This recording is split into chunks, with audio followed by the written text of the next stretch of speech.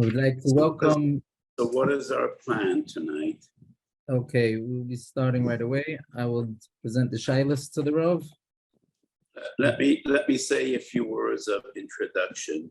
Right, I'll introduce the Rav. And Okay. I'd like to welcome everybody to the Shir tonight. For those who are new to Halacha, Halacha is a worldwide Halacha hotline. The Rabbanim available 24 hours a day answering Shilas. The Rabbanim are situated all around the world. The phone numbers, for those who don't know it yet, in Eretz Yisrael, it's 0553-200-200. In America, it's 732-707-6666. In the UK, 020-4538-4538. Tonight's shir is Leilu Nishmas, all the Kadoshim who got Kiddush Hashem in the past week, all the Chaylim who were sick, Al Kiddush Hashem this week, and all those who are fighting at the forefronts, the Chayalim, and those who find themselves in dangerous situations. It should be a schus that everybody comes home b'shalom.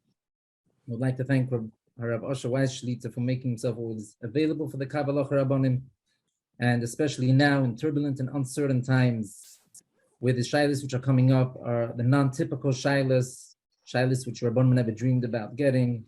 I'd like to thank the Rav for his time and for his divrei chizuk. Rav Weiss Shlita. So as Rabbi Sofer mentioned, these are not simple times. We never had a Simcha Seder like this, and I hope we never will. These are times of profound tragedy and sadness. And I just find myself between one shir and the other, just crying with people that call and knock at my door all day. Just 5 minutes ago, a wonderful Talmud Chacham I know called. He has 6 children in the army. 6, all in combat units. And I just have lists and lists and lists of people to daven for. Since the terrible days of the Shoah, we have seen nothing like these atrocities. The number now is at more than 1,000 people murdered, not soldiers in combat. Anoshim, Betaf, entire families, father, mother, and 3 children, murdered. Sha'olu b'sara hashamayma. We need to feel the pain. We need to feel the pain. It's a Gemara, Tanas Yudanav. Rambam Perek Yemalach Yudalaf Melchus Shuba. No Perish Medarki and Sibor Eino Chelik Liyola Mamba. And the Rambam defines who is the Perish Medarki and Sibor. She'eino Nechnas Bitzaroson ve'eino Nis'ana Mitanisa. If you don't feel the pain, you're not part of Klal Yisrael. That is a Perish Medarki and Sibor. And how can one not feel the pain dealing with thousands of people? And so many young soldiers who be mesirus nefesh, put their life in jeopardy, many of them knowing they have no chance of living, just fighting to save others. So many stories of people that weren't even called up and volunteered. Fight, beg with their lives. One young soldier wasn't even called up, was on Simchas Torah, on Shabbos. He heard what's going on. He got into his car, drove down an hour and a half. I know his name, but I don't know whether he would want me to mention his name. And single-handedly saved a yishuv, hundreds of people. He arrived when the terrorists were about to break into the yishuv. He arrived, took out his rifle, and some of them were killed, the others ran away, and he saved an entire yeshiva. So in such testing times of such terrible tragedy,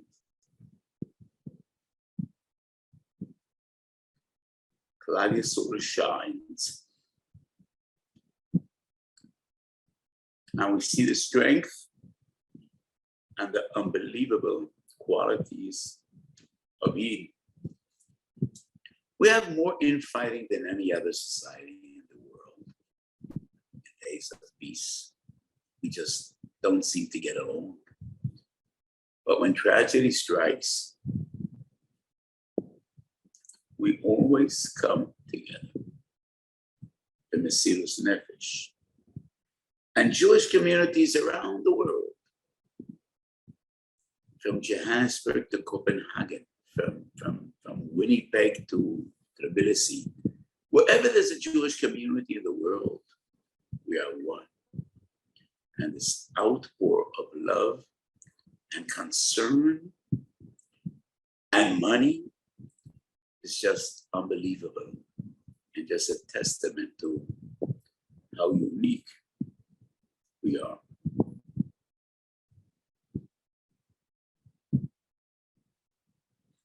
So, since Shabbos, I don't have a spare moment, just giving chizuk, answering questions, answering shilas. And one of the most painful ones is young soldiers married with families call, they're concerned if they will be lost, MIA, missing in action, and the wives might be agunas. So some of them ask, could I write a get out tonight? And they ask, could I be memane shaliach? If I'm lost and not accounted for, he should write a get. So one can never write a get out tonight. The boys can say that is out. And even minui shliach, if I would ask him for one, you could do that. Hundreds will want to do it. And there will be terrible machsheres. So the only option I have is giving them a bracha. Don't be worried, you're gonna come home safely.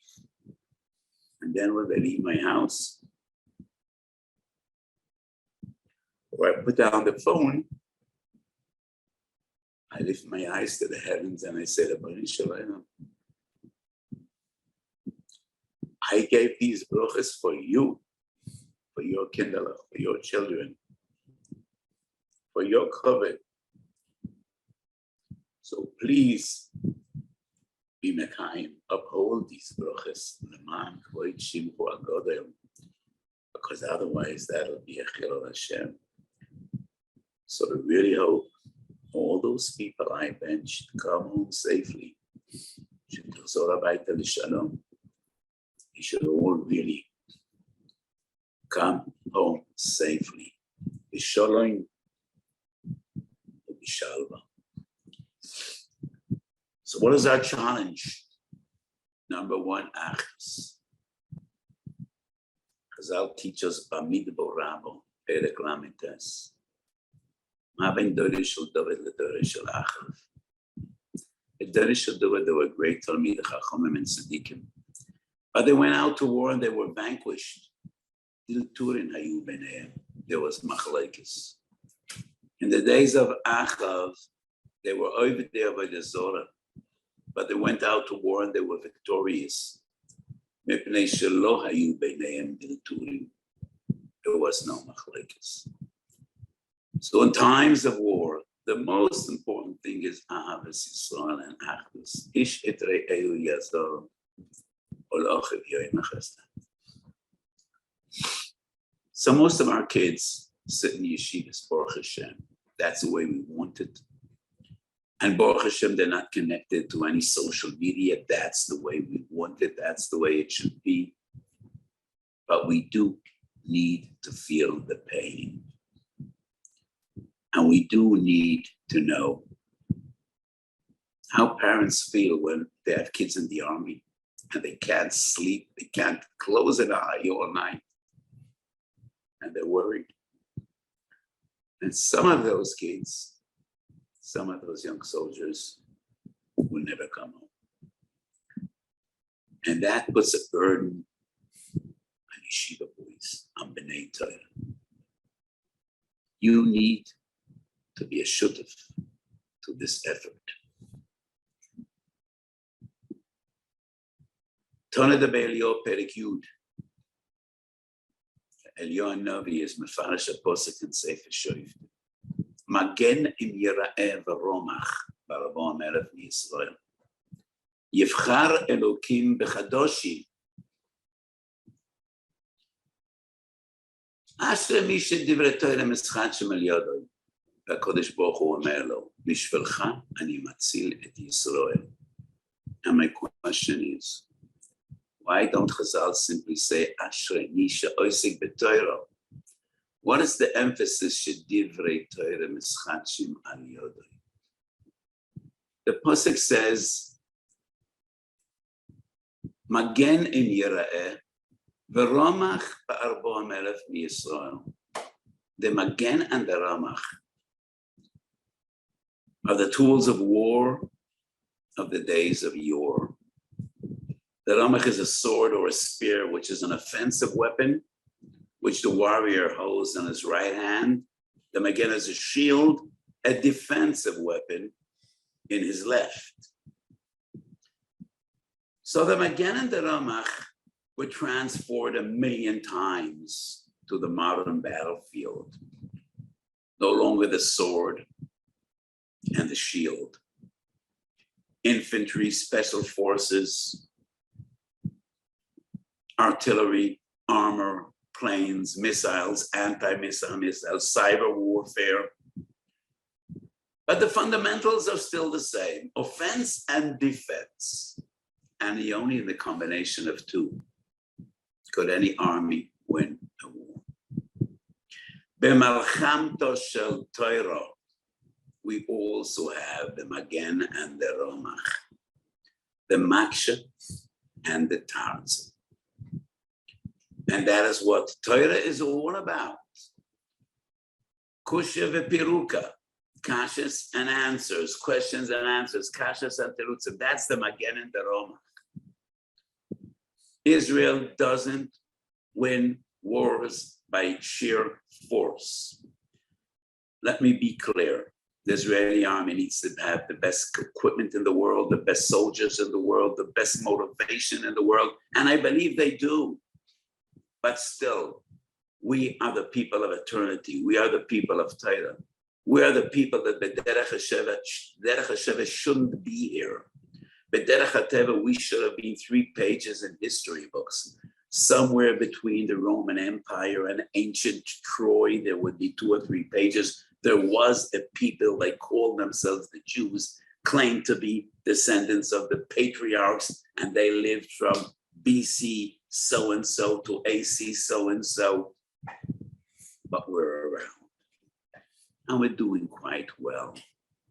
And Rabbi Yankov Vanden writes in his introduction to his famous siddur, Chai Roishi, I swear that the mere existence of Klal Yisrael throughout the ages is a greater miracle than the 10 plagues and Kriyas Yamsuf and Mamad Har Sinai. And he wrote that line 300 years ago. What would he write today?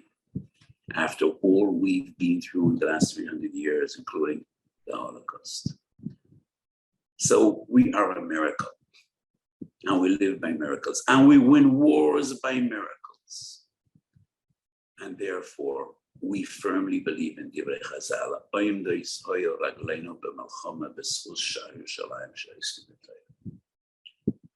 Yes, hundreds of thousands of our young boys are in the front, risking their lives. So all those that are in Bismedish, they also need to make a special effort. Those in the front lines don't have 2 hours in the afternoon to take a nap. Neither should you. Neither should we. We need to take part in this war effort. Magen v'romach bebeit HaMidrash, al chamta shel Torah. And that is why Chazal say, Mishe Divrei Torah Meschatchem Al Yadai. Kadosh Baruch Hu says, Bishmil Pani Matzah Yisrael. I remember many years ago, probably some 45 years ago, I was a younger man. And I was in Rosh Hanekra with my little daughters. And probably most of you visited Rosh Hanekra in the north in Israel. And there's a long passage, a long walkway on the rock overseeing the ocean. And from about 300 meters away, I see two soldiers, full gear with their rifles, reading a book together. And I tell my little daughters, I wonder what they're reading. And as I came closer, I see two young soldiers learning Mishnah Brura together.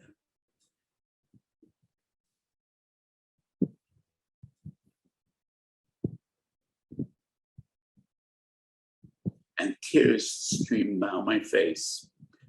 That was 45 years ago.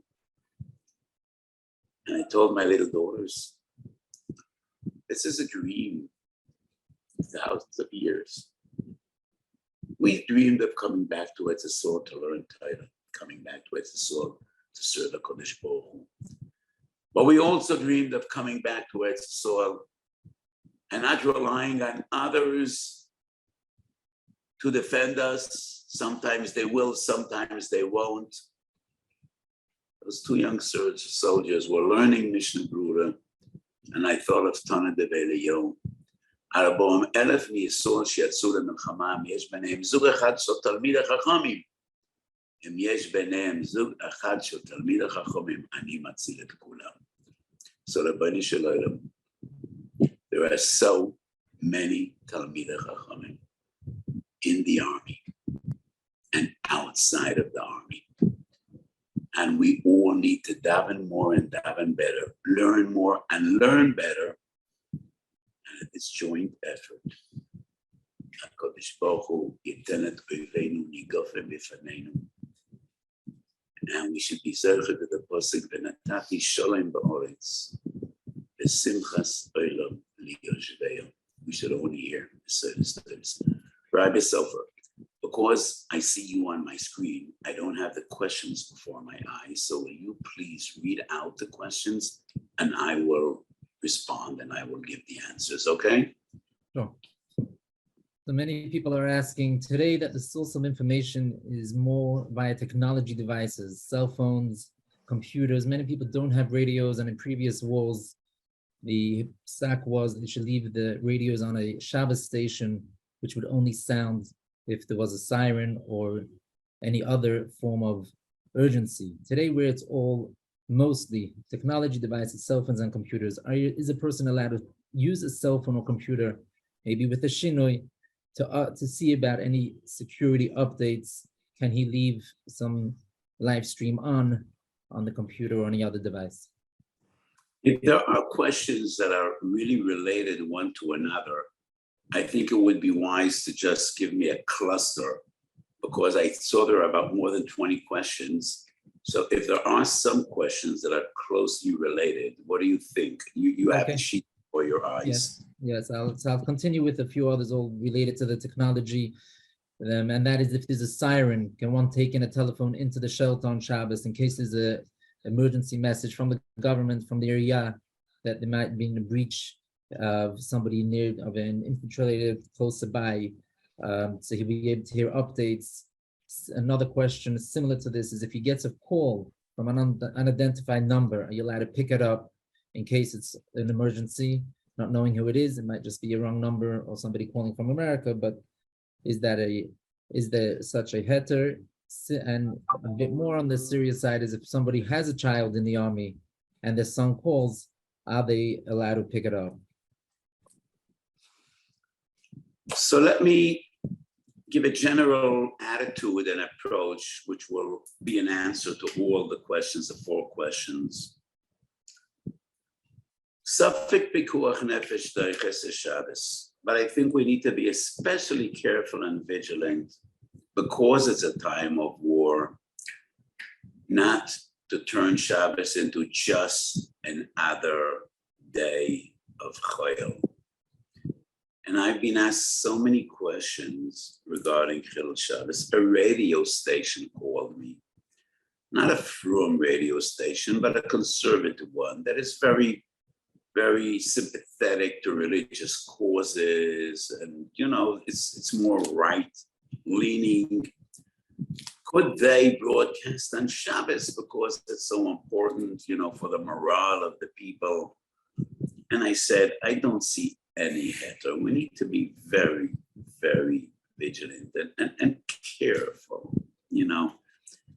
Otherwise, we will have no Shabbos at all. Almost everything you could argue, in a way, is important.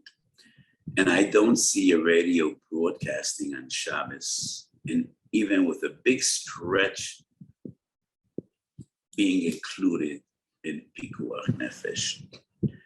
So I definitely think, I'm not that much into technology. I think I'm an intelligent person, but I'm not tech savvy at all. But I assume that you could have a cell phone on, or other technologies, a computer that should be on all Shabbos.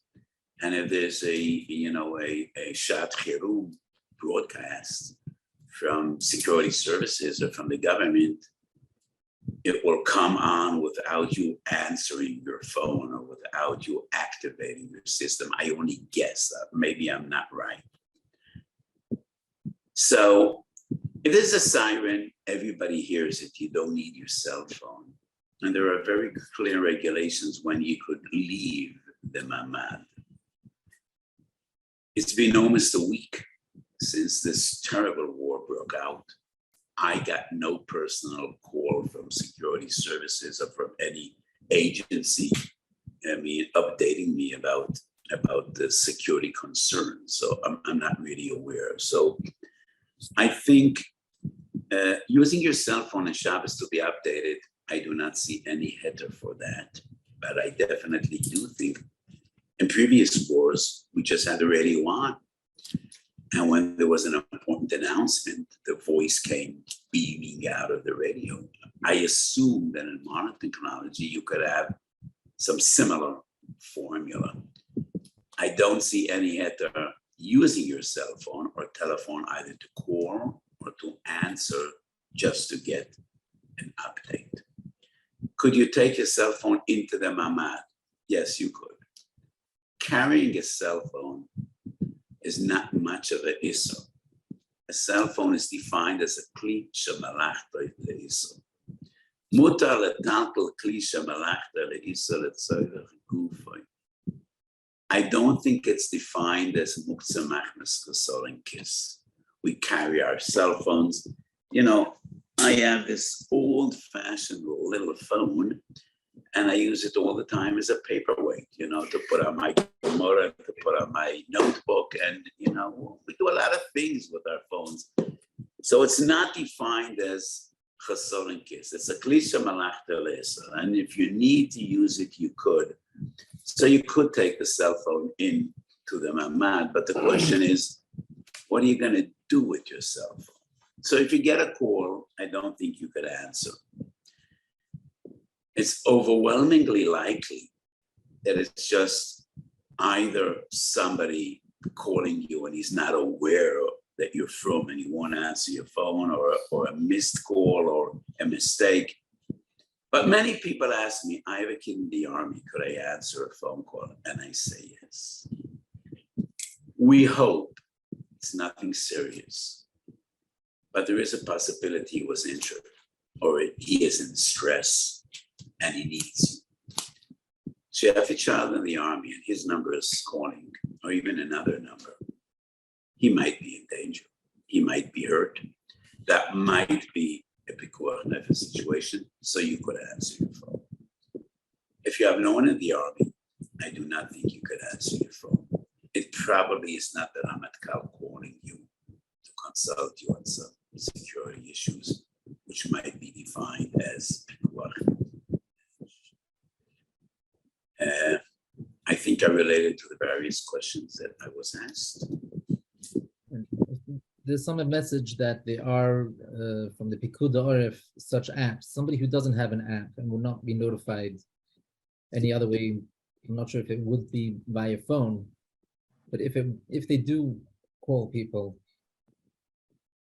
would that be a heter, or would have to first be mavar if that is that? Let's see, If it's an identified number, it's Pikuda Oref, you can answer. It also depends where you live. So you live in the south, and it might be, some important information.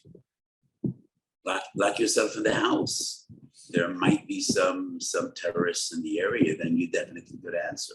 But if you live in the Merkaz, and it's almost, extremely unlikely, even remotely unlikely, that it's an important notice that would affect Pikuach Nefesh, that would affect your safety, I don't think you can answer the phone unless the number is from Pikuach Oref, and it might be something serious.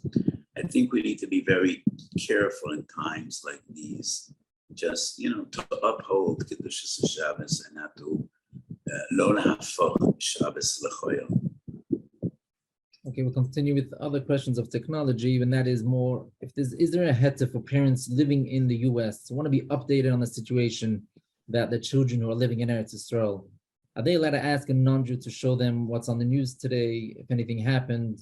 Are the children after Shabbos allowed to call a non-Jewish neighbor to relay a message? Last week, many children in Eretz Yisrael where the parents are not from called either on Shabbos, sent emails. Are they allowed to reply afterwards, sending emails or calling, leaving a message? But that might be that the family members. I don't think you could ask a guy, to show you on his cell phone what's new, because and that's a Mila Nachni. A Mila Nachni is an Estarabana.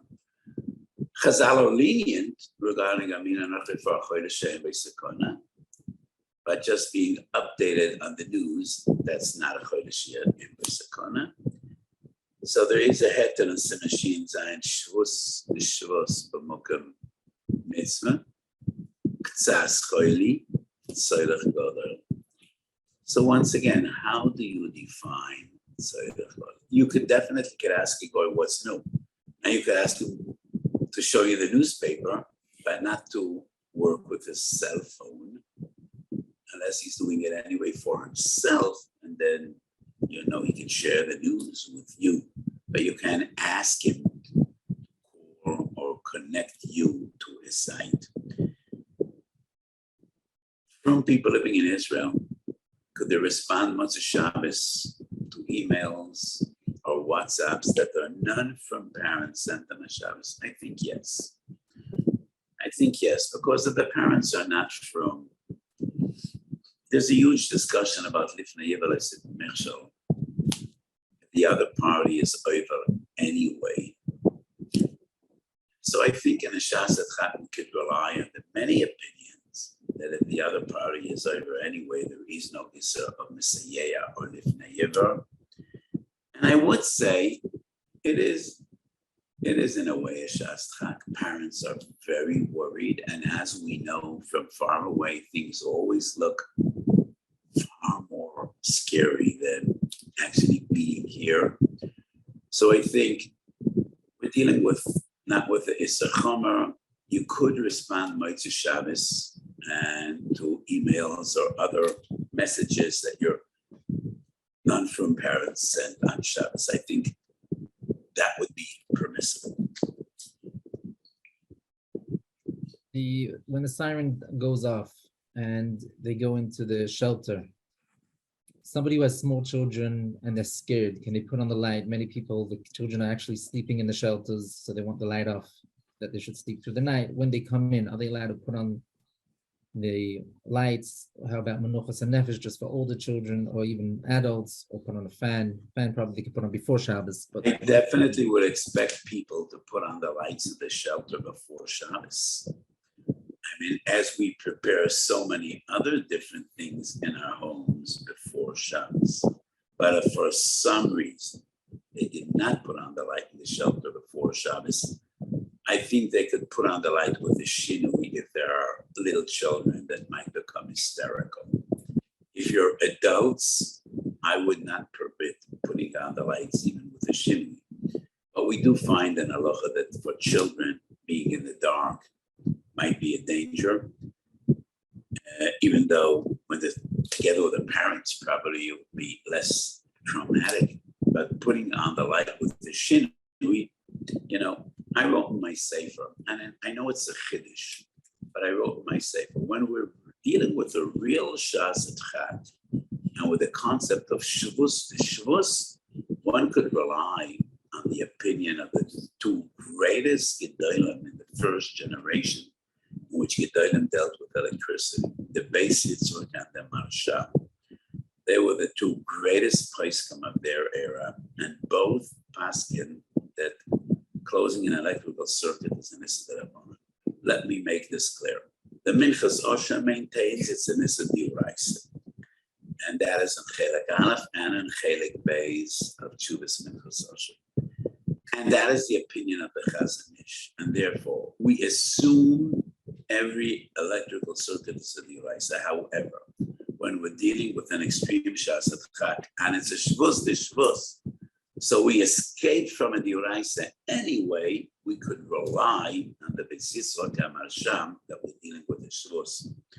So I think if you have little kids and you need to close the door of the bomb shelter and you're sitting in total darkness, you could put on the light with the shinny, with your elbow or another digit of your finger.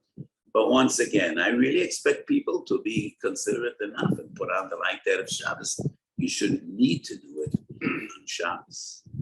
If you have children sleeping there because they feel more safe sleeping in the shelter instead of being woken up during the night, is that okay, or is it better to get them to sleep out of the room? Well, if they're really afraid and you think that's the best place to put them, have them there. And then have a kid put on the light with a shinui. Okay? Have a child put on the light with a shinui. And that wouldn't even be considered because he's doing it for himself as well. So I think that would be the best solution. Have a child put on the light with a shinui. If someone goes into shock or panic, is that enough of a reason to call Hatzalah on Shabbos? You need to know how to define panic. If it's a real panic attack, yes. When people panic, they could be dangerous to others or even more to themselves. So if it's a real, if a person is afraid, no, you don't need to call it Hatzalah, because all that Hatzalah member will do is give him a cup of water and a pat in the back and say, you're going to be okay. But if you know how to identify panic could be dangerous, and you call it Hatzalah. And if somebody sees something which not necessarily in a normal situation would he call the police for chefetz chashud, or he sees somebody interesting which he might think he's an infiltrator, something suspicious, is that a heter to call the police on Shabbos? It's very difficult to define the perimeters and the borders of Safek Pikuach Nefesh. And this is something which is very relative. But in times like this, I think we should be especially careful. I spoke yesterday night with the Rav of the Shabbat, of Shirut Bitachon, and he told me there's a dramatic spike, a dramatic rise in Arabs in Eastern Jerusalem trying to carry out terror attacks and sabotage. And Baruch Hashem, with tremendous Yad D'Shmaya, there were no serious terror attacks since this war broke out. But these are very, very special times. And I think anything you see that might arouse suspicion, you should call security. So those who have weapons, should they be carrying it, even if they're living in the Merkaz and safer areas, just in case? Is there any my opinion is that anybody that has firearms should be carrying them every Shabbos, not only now. In my shul, to my dismay, there is only one person that has firearms, and he comes to shul every Shabbos with a gun. I think living in Eretz Yisrael, carrying a gun is a isur kal shebekal. Once again, it's a klisha malachtalis. I do think it's muktzah machnis but it's muktzah. You carry it kalach yad, and I think it's very important. Let me make a general comment about pikuach nefesh. One of the most amazing svarim I wrote is Minchas Osher on Corona. I published a sefer after 1 year of Corona, and it was a bestseller. Now, nobody touches it. I think people are afraid they're going to get Corona and they open the sefer. So I need to tell people, you're not going to get infected. There's no viruses in my sefer. I say this because it's an amazing sefer with a lot of chedushim, generally in the sugis of pikuach nefesh, because the sefer goes far beyond Corona as a specific COVID, as a specific virus. And I explained there the difference between pikuach nefesh of an individual and the pikuach nefesh of its civil. And I brought many rayas. It's a fascinating discussion. So the likelihood that terrorists will break into your shul and you will kill them and say the community is extremely remote, but the likelihood that somebody is going to kill a terrorist in Israel and save people is not remote at all. It is very, very likely. So if we give up that people should not carry arms, that means our psak is given to the entire country.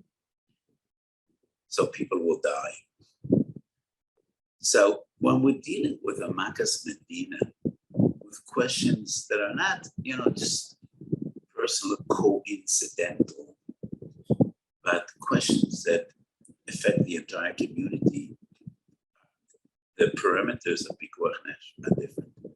I think in every shul there should be armed people, not only now in these terrible times, but always. And I think many more from people should have firearms, should be trained in using firearms, because our communities are more vulnerable than anyone else, and the Arabs, the terrorists, are aware of that.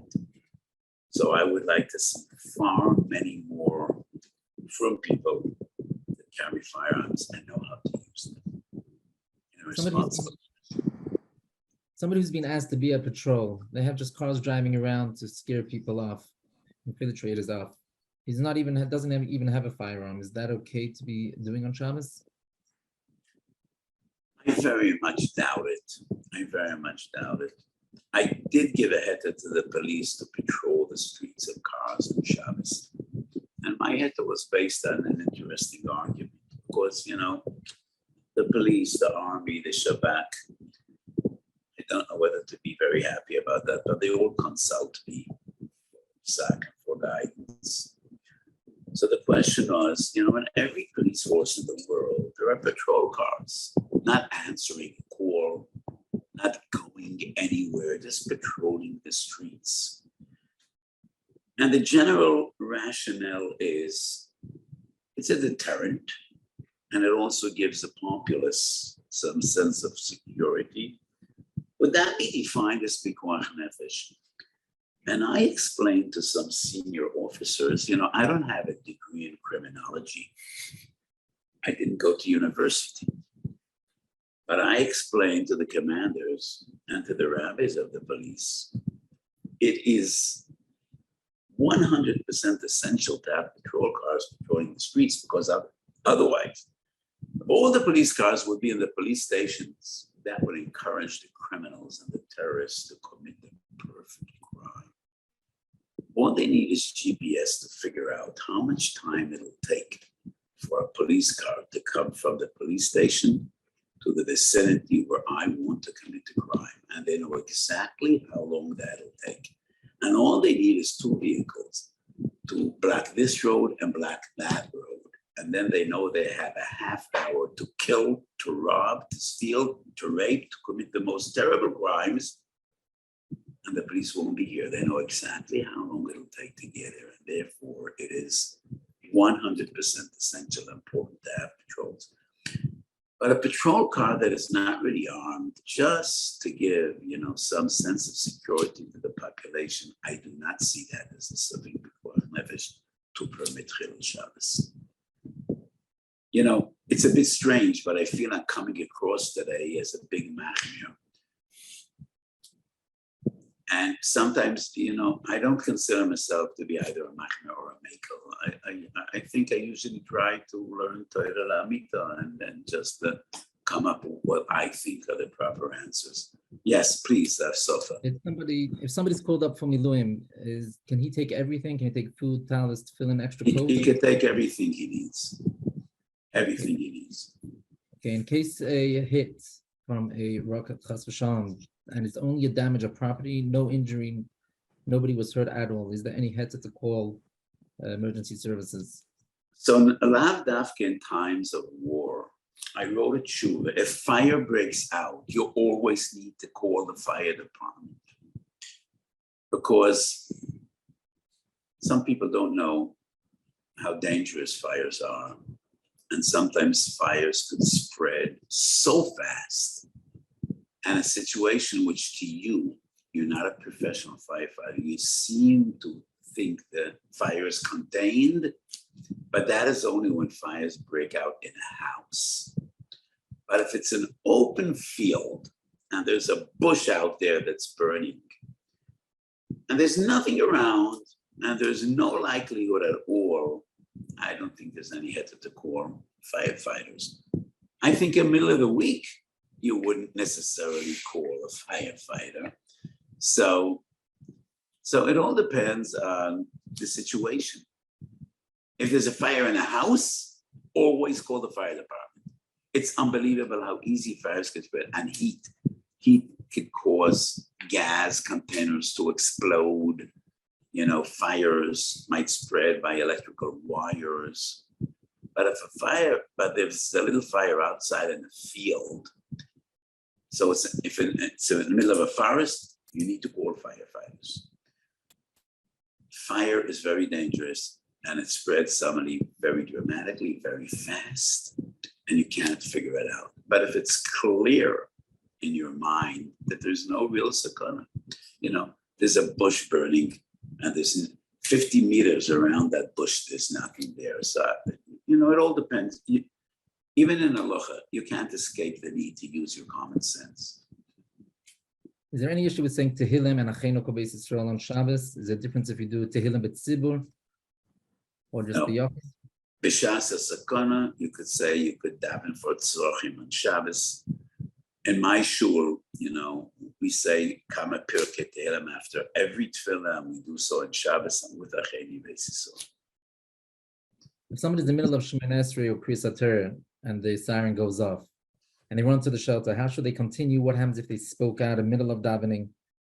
And the same would be if they're in the middle of the Suda and they didn't bench yet. Do they bench in the shelter? Do they wait till they get back? So this is one of those shilas, once again, when we talk about the Yochid and the Tzibur. You're in the middle of Shemoneh Esrei, the siren goes off. The likelihood that the missile will explode in your shul or where you're davening is extremely remote. But I can't give a psak that you don't need to go to the shelter. Because if nobody's going to go to the shelter, people will die. And therefore, when the siren goes off, you need to go to a shelter. The problem is in many shuls, there are no shelters. In my shul, there is no shelter. So what we did in Simchas Torah, there is one part of the shul, which is the farthest away from windows, glass windows and doors. It's under the Ezes Nashim. So we went there. But you just continue davening. Wherever you go, you continue davening. And if you're in the middle of the Suda, just take a kazayas bread, take it to the shelter. And then you continue and you bench there, or you come back to bench where you previously.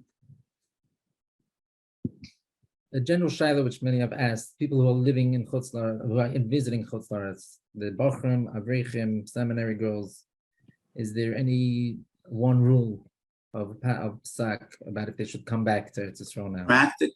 Practically all the yeshivas and seminars serving American communities turn to me with this question. In the personal level, I feel secure in Yerushalayim. How could I not feel safe? All my children and grandchildren and great-grandchildren live here. If I wouldn't feel safe, I would be in big trouble. But I don't think anybody could take responsibility on others. And I tell everyone, if you're anxious, take your kids home. And I think no Rosh Yeshiva and no Menayel of a seminary can take responsibility and convince boys not to go home, because nobody knows what to expect. For the time being, Baruch Hashem, there's not be any major uprising, but nobody knows where this is going. Whether Iran will enter the fray or Hezbollah, or there are going to be terror attacks, I don't think anybody could take responsibility on others. So I tell parents, if you're afraid, if you're anxious, if your children are anxious, bring them home. But if people are not afraid, I would not say you need to leave. I think you could stay and learn Torah in Eretz Yisrael. If the parents are nervous, but the children are not, do they have to listen to the parents? I think children need to follow what their parents feel. Your parent sent you here, your parent is funding, your parent cares for you. And if your parents want you home, you should go home.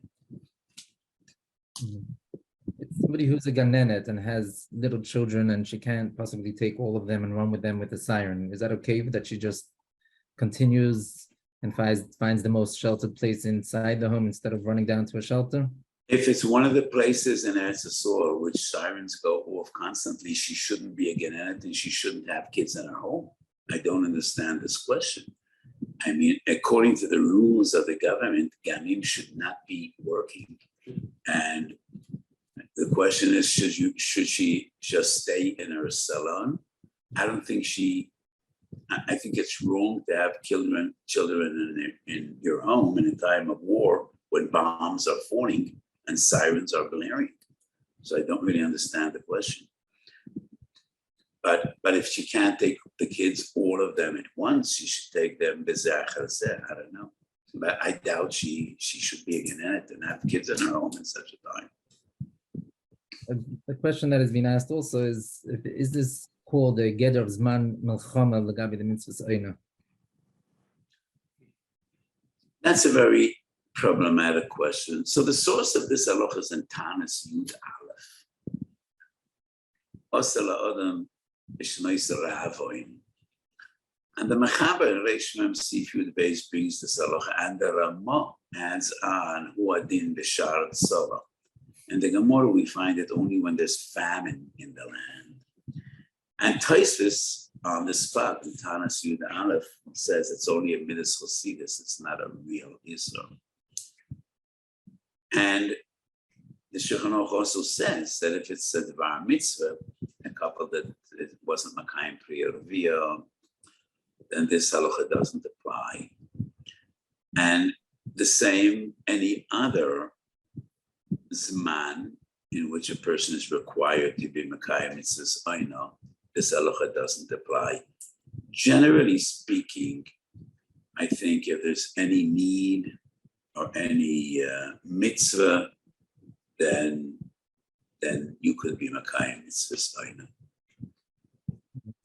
If there's no special need, then probably would be a midas chosidus to abstain. But I don't think we need to be very machmir in this halacha. I know the Rav has to close up this share soon. He has another share at 9. Is there any other shilas that the Rav thinks are important that should be addressed that were not brought up?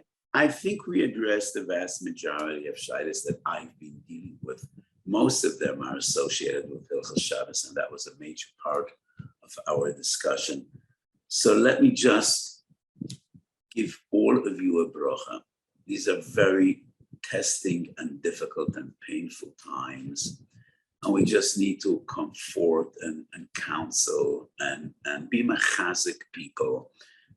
More davening, more tehillah, more learning, more achdus. And let's just hope that Shalom Koshel B'Dvar Halacha and all our children on the border should come home safely, and HaKadosh Baruch Hu should give us Chasdei Shemayim. And as I said before, should be Makuyim B'Nasati Sholem Ba'oretz V'Simchas Olam Liyoshveya, and we should be Zocher to the Geula Shalem B'Meheru V'Yameinu Amen. I mean, thank you very much for your time. Let's come to Okay.